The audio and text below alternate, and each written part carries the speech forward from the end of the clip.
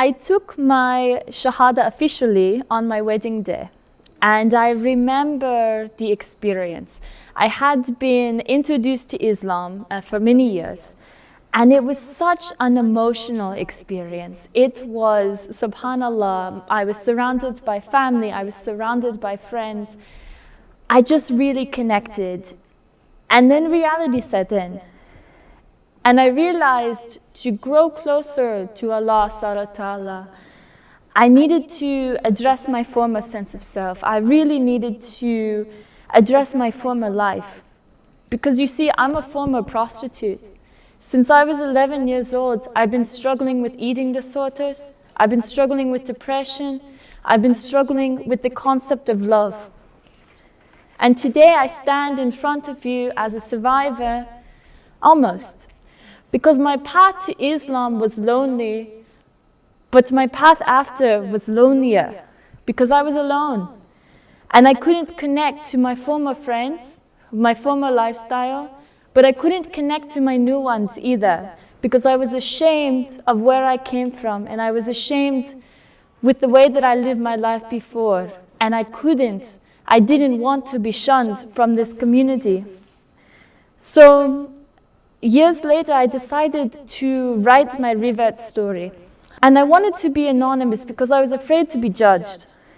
The feedback that I received from publishing my revert story and my former experiences and my experiences coming to Islam, I received feedback that was both positive and negative. But two things really puzzled me. And the first that puzzled me was that not one single person asked me how was I doing. They didn't ask how I was doing. They didn't ask if I was still struggling, if I was still having these feelings of guilt. And then the second thing that puzzled me was I started to receive these emails. And I received one email and another email and followed by many more other emails by Muslim women, young Muslim women who were born into Islam, who were converts to Islam, who had these same problems that I was struggling with, these feelings of loneliness and isolation, and they didn't have anybody to talk about because they were afraid to be shunned from the community. And my story is not unique.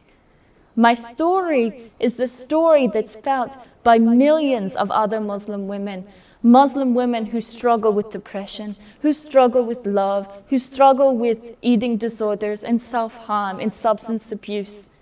And they're born Muslim, and they're Muslim converts, and they're people that have not come to Islam because they're fearful of being alone.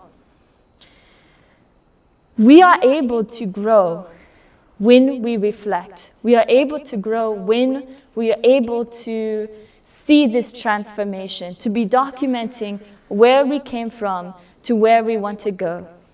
And only through this way can we truly grow.